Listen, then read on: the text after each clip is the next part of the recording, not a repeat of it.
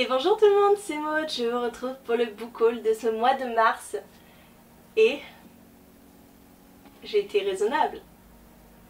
Je vous avais dit, après le gros craquage de 34 livres du mois dernier, c'était plus possible. Non, c'était pas possible. Donc en fait ici, je n'ai pas acheté beaucoup de livres, j'en ai beaucoup en emprunt, mais je vous montre ça tout de suite.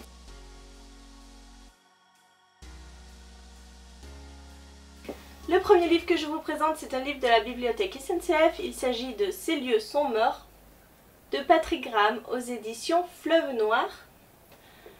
Ce livre est déjà lu. Oui, il faut que je le rende à la bibliothèque, donc il fallait que je me dépêche. Et il me semble que c'est le dernier Patrick Graham qu'il me restait à lire. J'ai lu toute sa bibliographie. Bon, il n'en a pas beaucoup, hein, mais... Ici, nous sommes dans un thriller. Ici, nous suivons le docteur Eric Searle qui s'occupe des endormis au Good Samaritan Hospital à Los Angeles. Les endormis, qu'est-ce que c'est? Ce sont les personnes qui sont plongées dans le coma. Et en fait, sa mission, c'est de les réveiller et de faire en sorte que leur cerveau fonctionne normalement, puisque, je ne sais pas si vous le savez, mais quand vous restez un long moment dans le coma, il y a de grandes chances d'avoir des pertes de mémoire.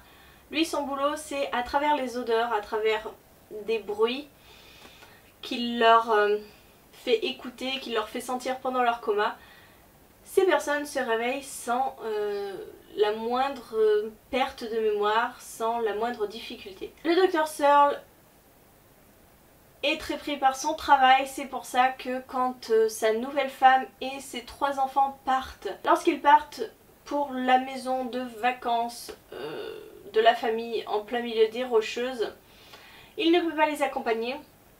Il les laisse donc partir faire le trajet vers ce chalet tout seul, sauf qu'ils vont faire une rencontre qui malheureusement va changer le cours de leur vie. Ils vont prendre en autostop un jeune garçon qui bégaye, et malheureusement ce jeune garçon va s'avérer être un tueur en série. Bon, vous le savez sûrement, mais au mois de mars, je suis partie au Brésil. Et je viens de revenir et à la suite de mon retour, on m'a prêté des livres qui se passent au Brésil. Des policiers qui se passent au Brésil. Donc on m'a prêté Pour l'amour de Rio de Jean-Paul Delfino aux éditions Point, dans leur collection Grand Roman. Pour tout l'heure du Brésil de Jean-Paul Delfino aux éditions Point, toujours. Samba Triste du même auteur, et Dans l'ombre du Condor du même auteur. Alors la personne qui m'a prêté ces livres m'en avait parlé avant de partir, et elle me disait qu'en fait c'était un policier qui se passait au Brésil et qu'il y avait des enquêtes à travers ce pays magnifique. Et c'est vrai que sur le coup, je vais partir au Brésil, donc moi ça m'intéressait forcément. Elle me les a pas prêtés tout de suite, donc maintenant je les ai. Je ne peux pas vous en dire beaucoup parce que je ne sais même pas dans quel ordre ça se lit. Il y a tome 1, 2, 3, 4, je sais pas lequel c'est. Je me renseignerai avant de commencer, hein, forcément. Donc pourquoi pas revivre mon voyage au travers de livres. Et maintenant on passe au livre que j'ai acheté. Voilà, je vous en ai présenté 5 qu'on m'a prêté. Et là je vous en présente 5 que j'ai acheté. C'est raisonnable. Achat obligatoire, il s'agit de Never Forgive de Monica Murphy aux éditions Harlequin dans leur collection E.H. C'était obligatoire parce que en fait j'ai eu le tome 1 grâce à la masse critique Babelio, donc ça c'était génial, ça a été une excellente lecture. Et comme le tome 1 ne se finissait pas vraiment, il fallait le tome 2. Et j'ai eu la chance de voir qu'il sortait en même temps que le tome 1. Ici nous suivons l'histoire de Cathy. Qui 12 ans plus tôt a été kidnappée, séquestrée pendant 3 jours, violée à de nombreuses reprises et a échappé à son agresseur grâce à son fils, au fils de l'agresseur qui lui a permis de s'échapper. 8 ans plus tard, elle se retrouve à refaire une interview par rapport à cette histoire et ça fait remonter énormément de souvenirs, ça fait remonter énormément de blessures. Et elle va se remettre à penser à cette période-là, elle va retourner sur les lieux où elle s'est fait kidnapper. Et à cet endroit-là, elle va rencontrer un jeune homme qui s'appelle Ethan et qui va faire chavirer un peu son cœur. Et bien sûr, cette fille, elle est dévastée, elle est brisée, elle a pas mal de problèmes suite à ça, de problèmes avec les hommes. Et avec Ethan, il va se passer quelque chose et voilà, c'est une histoire d'amour, une romance, une dark romance à la base. On verra ce que donne ce tome 2, mais j'ai très hâte. Je me suis acheté Beautiful Beach de Christina Lauren aux éditions Pocket. C'est le tome 2 de la saga Beautiful Bastard. J'ai lu le tome 1, j'avais bien aimé, même si c'était quand même super cru. Mais ça m'intriguait de savoir comment pouvaient se prolonger les aventures de Chloé, qui était très attirée par son boss, hein, le beau salaud. Et voilà, c'est tout. Juste savoir ce qui se passe après. Et il est tout petit. Moi je m'attendais à un truc un peu plus grand. Hein. 160 pages. Bon, je l'ai trouvé en occasion dans une boutique. Normalement il aurait dû être dans le book haul du mois dernier, mais je l'ai oublié. Donc j'avais pas 34 livres, j'avais 35 livres. Bon, mon gros craquage. Oh, le gros craquage. Bon, le gros craquage. Craquage. C'est ça. C'est celui-là que je mets à l'envers. C'est ça. Le coffret Six of Crows. Oui.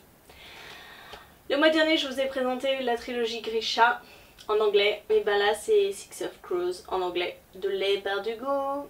Et donc, c'est aux éditions Henry Holt. Mais j'ai vu ce coffret sur la chaîne de Galéane. Et j'ai pas pu m'en empêcher, quoi. C'est... Vous voyez? Rien que les tranches. Donc, ici, nous sommes dans le tome 1. Six of Crows, que j'ai lu avec la tranche noire. C'est du hardback, voilà, tout simple. Là, je crois qu'on voit, je sais pas si vous allez voir le petit aigle. On a le dos rouge et basique. Magnifique. Donc je pense que les pages rouges, au départ, la magnifique carte, une autre magnifique carte. Voilà. Ce livre est juste magnifique. Et le tome 2 que je n'ai pas lu puisqu'il n'est pas encore sorti en français. Avec la tranche rouge. Et les livres franchement sont balèzes. Hein. Je sais pas si je peux vous montrer par rapport à un autre hardback. Je vous montre par rapport à un autre hardback que j'ai. Voilà. Les livres sont quand même plus gros. Hein.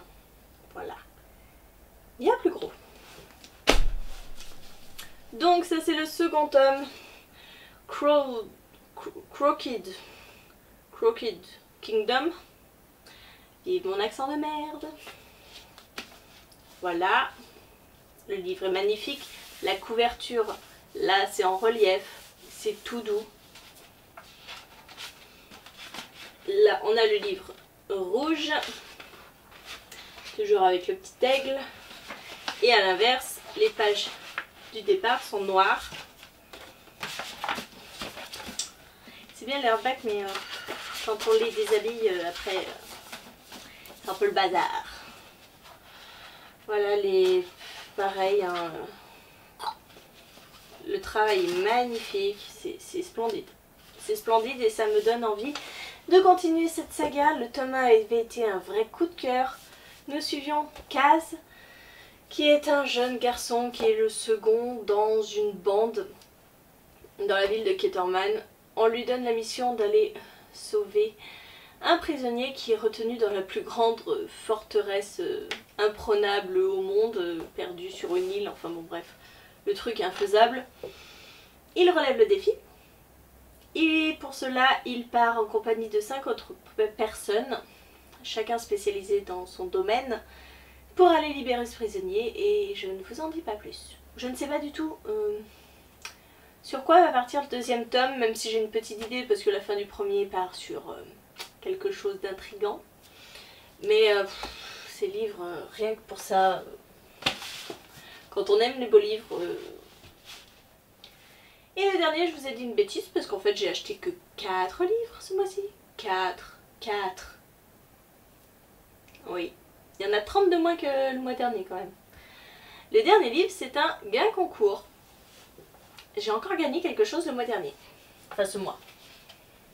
Alors pour commencer, je vous montre en fait mes marque-pages. Les marque-pages que j'ai eu dans le colis. Parce que faut dire que j'en ai eu un bon petit paquet quand même. Hein.